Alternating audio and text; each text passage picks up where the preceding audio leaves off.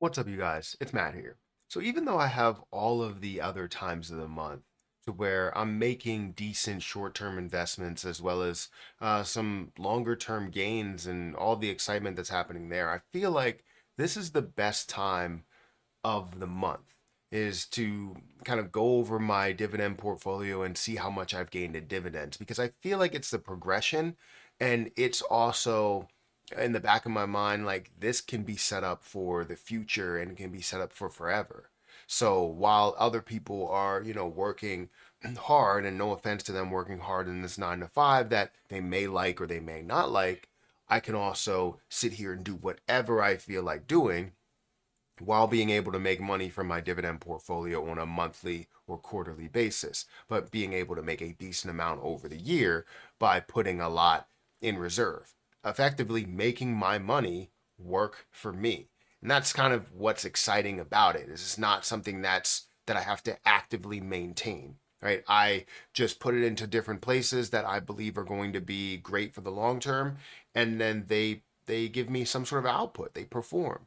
And that's what I like about this time of the month, really, is to go over that. And it puts it in the back of my mind like this is reality here. And it could be reality for you as well. But in this video, what we're going to do is we're going to go over everything we made in dividends, all of the payments that we received in dividends over the month of June. Now, just know that some of them have gone into July because that's just how they get paid out. They get paid out in the next month, really, but it is pending, so I can see it. So I'm going to show you what those numbers actually look like and how much I stand to make in this month. So with that being said, guys, hit that like button, hit that subscribe button, hit the notification bell for more of these videos. And if you want any links where you can sign up for Robinhood yourself, you can use my link down below. Sign up for Webull, you can use my link, as well as if you want to sign up for a cryptocurrency platform, you can sign up for Margex, which is a great platform.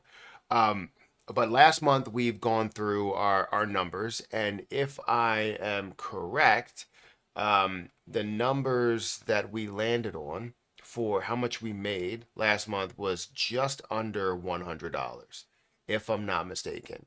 $94.95. So seeing that, how much can we make now that this is more of it's a monthly payout as well as a quarterly payout month. So it should be kind of massive. So we're going to go through those numbers, the projections, and all that stuff there. But first, let's go through the actual portfolio. Let's go into my Robinhood account, which currently stands at $61,882.42. Now, I want to let people know this. A lot of people have mentioned to me, I really like to see the growth of your portfolio, and I think some people may be mistaking that I'm growing this to this level. And while I do have some sort of gains within there, there is no way that I turned $60 into $60,000 by just seeing this performance in a lot of these ETFs. That's not how that worked. I consistently added to it as I had different a certain amount of money, right? I had extra money in that month. I was able to throw it into the account. Now, how much I have gained is what we're going to go through now. In the last week, we're up only $18.05 in the last month. We're down $162. In the last 3 months, we're up $326. And year to date, we're up $1,106, or about 2% year to date. So it's not a massive amount that we've gained. We just want to see an overall gain in the end. When we look at it in the next 5 years, we should see an average, let's say, of 5 to 10%. I would love to see that. But I also want to see the growth within the dividend portfolio, not just the overall balance, but seeing the amount of dividends that I get paid out, right? That's kind of my bigger picture item, is to see the dividend overall amount increase. So year to date, again, up $1,106. If we look at the last year, about 3%. $1,763, and all time we're looking at $1,782, just under 3% that we have there. So honestly, it hasn't been the biggest year compared to like what I'm gaining in crypto, because in crypto I'm up 100+%. in my overall balance. But then you look at, my stock market account, and it doesn't really look enticing. It's great, 3%. I'll take that any day over 0% or losing money. So I'm happy with that. These are the positions that I hold. I have FDVV, which is Fidelity. I have SPHD. I have SPYD. I have VYM, KO. I have PRF, uh, Microsoft. I have SCHD. I have DIA. I have JEPI, ticker symbol O, and DHS. Now, all of these positions I've done research into to see if they do have, consistency, and over the last 5 years, 10 years, 12 years, all history, how much they've gained throughout each year. And, we're looking at averages, some ranging around 4%, then others actually going all the way up to about 12%. So I'm happy with a lot of the positions that I have picked, and I'm going to continue to invest more and more into these, as well as try and find other opportunities that are out there. Not newer opportunities, but other established opportunities. That's what this is all about. Now, with that being said, you see what I have there. How much have I made in these dividend plays? Because they're not they're not aggressive growth stocks. And maybe I should add some growth stocks to my portfolio, but right now I've been more about the consistency within ETFs, and REITs and stuff like that. So, anyways, let's go into how much I've made in dividends. Now, we're going to start with just looking at the numbers. And we can see here, if we go all the way back to the beginning of June, we have $36.94 from JEPI, from JP Morgan Equity Premium Income. Then we have Microsoft, that's like 26 cents. I don't really have a lot that's invested in Microsoft. Realty Income, $26.60. SPR, Dow Jones Industrial Average, ETF, $1.36. We have a SPR portfolio, S&P 500 high dividend ETF. That's $27.54. Vanguard high dividend yield ETF, $51.89. It's definitely a high one. Fidelity high dividend ETF, $35.67. Wisdom Tree U.S. high dividend fund, $32.91. $39.42 for or S&P 500 high dividend low volatility ETF. And then you have Rafi US 1000 ETF. You have $1.97. Now, these are the two that have gone into July. You have SCHD, which is Charles Schwab. You have $121.71. That's fantastic to be able to receive over $100 from one dividend play. Definitely my largest dividend play. I put a lot of money into that, and I would probably continue to put more money into it. Coca-Cola, I received $7.32 there as well. So with that being said, let's go into our dividend tracker. The dividend tracker shows everything that we've gained, the projections that we've had as well, and maybe some information why we didn't hit projections. So projected showed that we would make about $408 in a quarterly paying month, because we get paid quarterly, as well as the monthly outcome.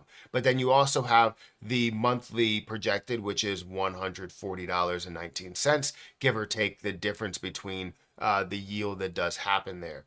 So seeing that was more of a more recent average. So after this, we expected to see that level. However, I can't say that we are seeing that same level. Let's see if I can just do this. And it's going to show that within that, I've only gained $102 in the monthly output, rather than the $140 there. So you can see here that I gained over the amount for Wisdom Tree, which is great. I gained over the amount for JP Morgan Equity Income.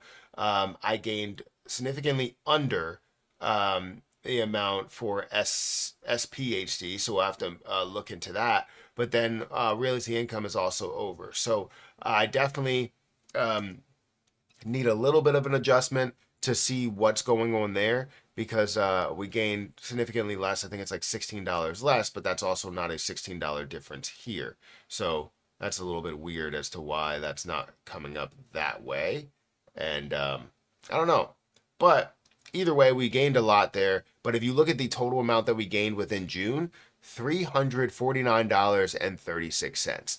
That is absolutely amazing to say that I gained that over a month. However, certain ones are quarterly payouts. It's not just about the monthly payout, right? Because monthly payouts are great, and I would love to get $350 every single month from these dividends that I have here. But that's not really reality unless all of them were monthly payouts. Then I would be able to receive maybe somewhere around 200, 250 or something like that. But in order for me to receive, closing in on $1,000, I would need, 200, $300,000 of a balance in order to see that happen. Because at this current stage, if we had all of these paid out as a monthly amount, I would probably receive 200 to 250, which means I need 4 times the amount that I have now, which could be around 200 to $300,000. And that's just with these positions. Now, if I have something that's more aggressive in the growth as well as the dividend payout, it's a different story. But we can say that SPHD has definitely not performed the way that I thought it would. And maybe if we go back, right, let's look it up. SPHD, we should be able to see what the dividend yield is, and maybe that has changed overall. So the dividend yield is 4.46, which I believe I had 5. So let's go in here, let's go there, and yeah, I had 5%. So 4.46 would change that to about 49. So still a little bit of a difference on the amount that you had there. I don't think I've made any more investments recently. I still had 303. So it's a little bit weird as to why we're not receiving that level. Last month we received $41.16, but it's always a different payout. There's always something that's skewed just a little bit, right? Anyways, I want to know what you guys think about my dividend portfolio. It's been growing massively. It's not 401 like what was said here. It's not 133 per month like it's said here. But we will continue to manage this, continue to look at things, and most likely it's the difference between the dividend yields, because dividend yields are something that's dynamic, right? It changes for the most part. You don't want it to change as much, and some don't really change that much at all, but it's still something that does change from position to position. So, anyways, let me know what you think about my portfolio, my $61,801.25 portfolio. And if you have a better portfolio, let me know if you're investing into something that you believe in heavily. Doesn't mean that I'll change my strategy, but I always like to hear what people are investing into. Guys, hit that like button, hit that subscribe button, check out the links below. I'll catch you in the next one. See ya.